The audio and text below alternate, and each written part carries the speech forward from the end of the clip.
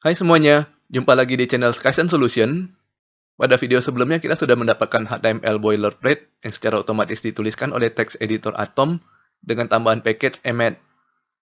Pada video ini, kita akan membahas arti dari kode tersebut baris per baris, sehingga kita bisa mengerti fungsi dari masing-masing tag dan kita bisa menyesuaikan penggunaannya dengan kebutuhan kita.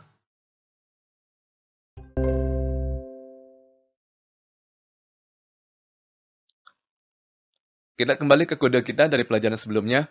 Di sini kita sudah mendapatkan sejumlah kode HTML yang dituliskan secara otomatis oleh package Emmet. Dan kita akan membahas arti dari kode ini satu persatu. Kita mulai dari bagian paling atas ya, yaitu doctype. Doctype ini sebenarnya bukan kode HTML. Doctype adalah kode DTD, singkatan dari Document Type Definition. Makanya kita lihat format penulisannya sedikit berbeda dari tag HTML. Doctype dituliskan dengan menggunakan kurung siku, diikuti dengan tanda seru. Dengan menuliskan doctype HTML seperti pada kode kita ini, kita memberitahukan kepada browser bahwa dokumen ini kita buat dengan mengikuti standar HTML versi terbaru, yaitu HTML versi 5. Dan kita termasuk beruntung, karena penulisan doctype HTML untuk versi 5 ini jauh lebih simpel daripada doctype lainnya. Sebagai contoh, kita coba bandingkan dengan HTML versi 4 ya. Kita buka browser kita dan kita search doctype.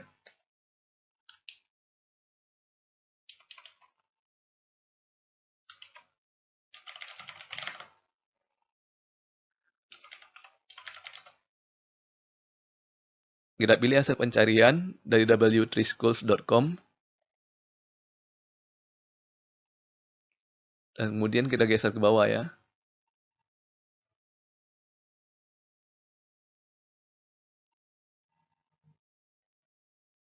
Di sini kita bisa lihat bahwa untuk HTML5 hanya ada satu jenis deklarasi doctype, yaitu doctype HTML. Dan deklarasi doctype ini sifatnya tidak case sensitif ya. Jadi kita bebas mau menuliskannya dalam huruf besar ataupun huruf kecil.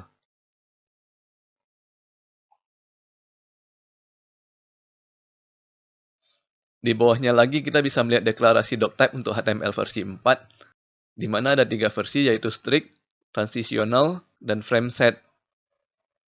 Bisa dilihat di sini bahwa kode doctype-nya sangat panjang dan susah untuk diingat. Kita kembali ke kode HTML kita. Kode HTML selalu berada di dalam tag HTML.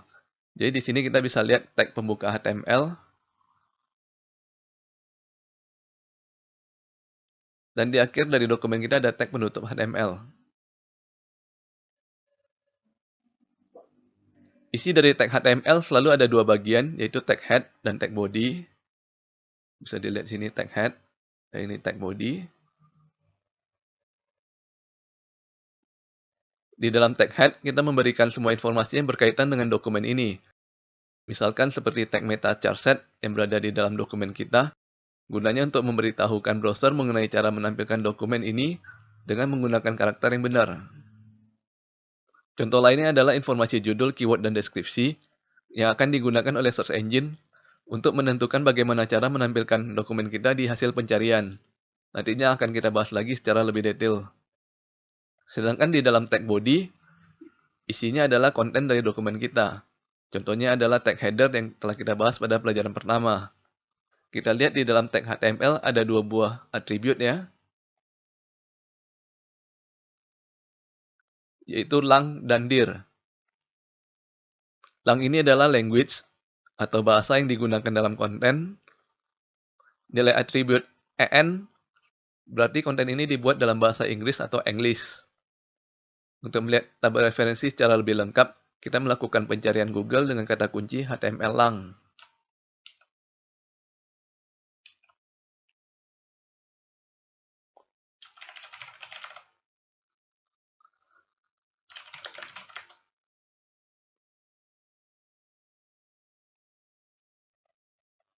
Di sini kita bisa mengklik hasil dari situs w3school.com dengan judul HTML Language Code Reference.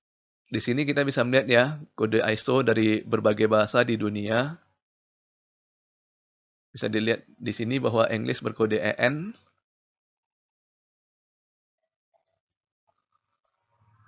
Dan untuk Indonesia kita bisa menggunakan kode ID atau IN.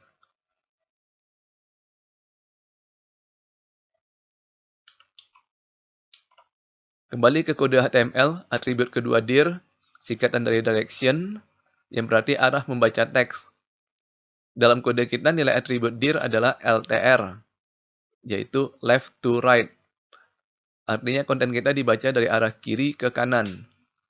Sebagai contoh, saya bisa mengubah isi atribut ini menjadi RTL, yaitu right to left, dan kita akan lihat hasilnya.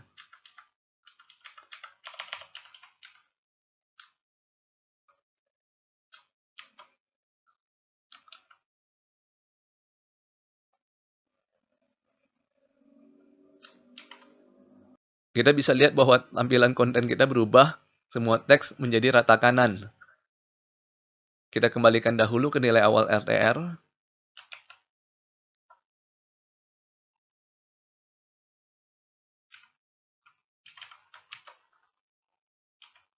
Selanjutnya kita masuk ke dalam tag head. Di dalam tag head, kita melihat dua buah tag yaitu meta dan title. Elemen meta memberikan metadata atau informasi tambahan mengenai konten HTML kita. Dalam hal ini, elemen meta memberitahukan bahwa char set atau karakter set yang digunakan di dalam seluruh konten kita adalah UTF-8. Dengan memanfaatkan informasi ini, maka browser bisa menampilkan konten kita dengan menggunakan karakter atau huruf yang benar. Saat ini UTF-8 sudah menjadi standar encoding yang seharusnya kita gunakan dalam konten kita. Mengapa? Karena dalam UTF-8 ini sudah bisa menggunakan huruf-huruf yang ada di seluruh bahasa di dunia. Bisa kita lihat di situs unicodetable.com.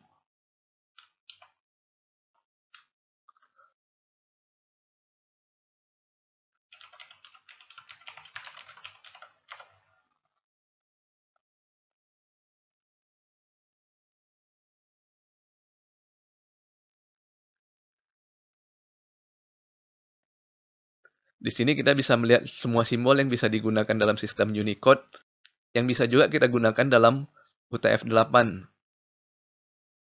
Dimulai dari angka dan huruf abjad ABCD yang biasa kita gunakan.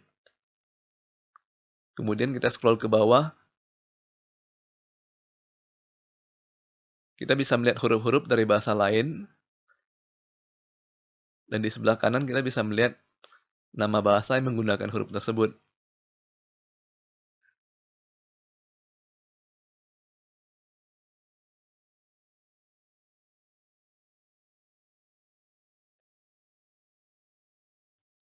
Misalnya yang kita lihat ini adalah huruf Arabik. Dan kalau kita klik ke nama bahasa, maka kita bisa melihat daftar bahasa yang didukung di dalam Unicode.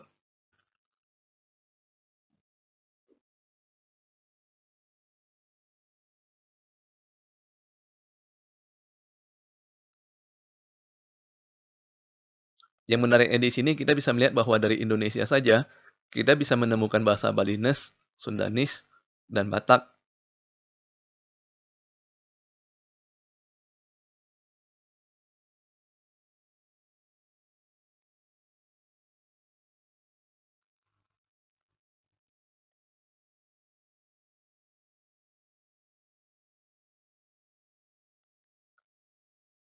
Hal ini menarik ya, ternyata mereka juga memiliki huruf sendiri di luar dari abjad ABCD yang biasa kita gunakan.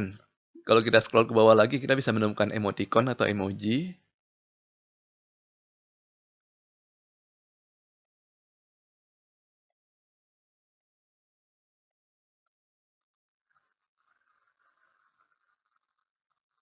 Dan sebenarnya masih banyak lagi lambang-lambang yang bisa kita gunakan untuk konten kita. Dan apabila misalnya kita mau menggunakan salah satu dari huruf yang ada di dalam Unicode ini ke dalam konten kita, maka kita bisa mengklik huruf tersebut.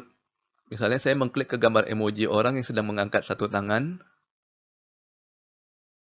Lalu kita klik tombol copy. Kemudian kita kembali ke atom. Kita atur kursor supaya berada setelah tag H1. Kemudian tekan tombol paste atau di Windows bisa dilakukan dengan cara menekan tombol Ctrl V. Kita simpan file ini dan kembali ke Chrome.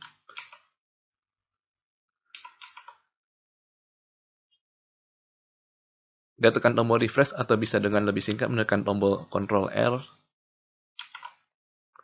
Dan kita bisa melihat emoticon tersebut di judul pertama konten. Apakah yang akan terjadi apabila kita salah memberikan informasi UTF-8 atau browser menggunakan charset yang salah? Kita contohkan pada kode HTML kita. Misalnya kita mengubah charset menjadi ASCII.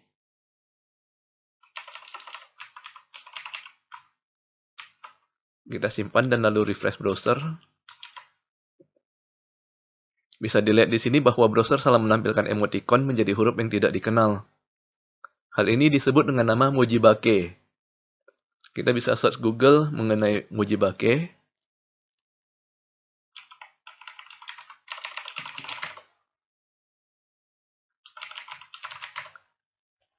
Lalu kita melihat informasi dari Wikipedia.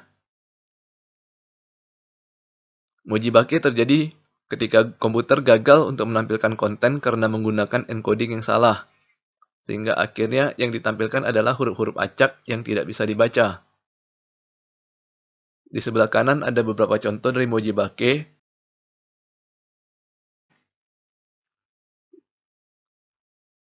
Kita bisa lihat pada gambar bahwa konten ditampilkan dalam karakter acak sehingga tidak bisa kita baca.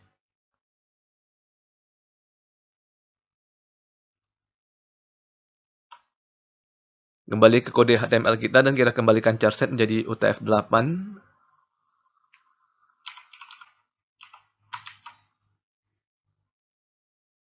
Apabila kita perhatikan lebih lanjut, ada sedikit perbedaan di antara tag meta dengan tag lainnya dalam kode kita.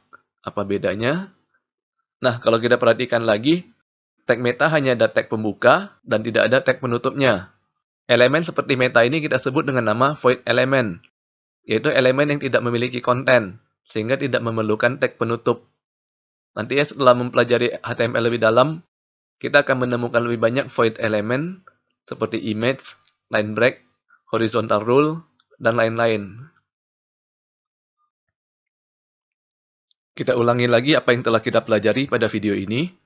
Kita telah mempelajari 5 buah elemen. Yang pertama adalah doctype, yang merupakan kode DTD, bukan merupakan kode HTML.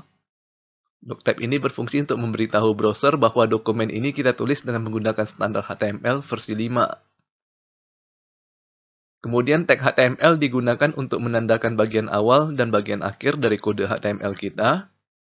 Tag head diisi dengan informasi-informasi tambahan mengenai konten kita yang akan digunakan oleh browser atau search engine. Sedangkan tag body diisikan dengan konten kita. Di dalam tag head kita mengisikan tag meta dengan metadata yang berkaitan dengan dokumen kita. Oke, sampai di sini dulu video kita kali ini. Jangan lupa subscribe ke channel Skysense Solution untuk mendapatkan informasi terbaru dari kami. Dan sampai bertemu lagi di video berikutnya.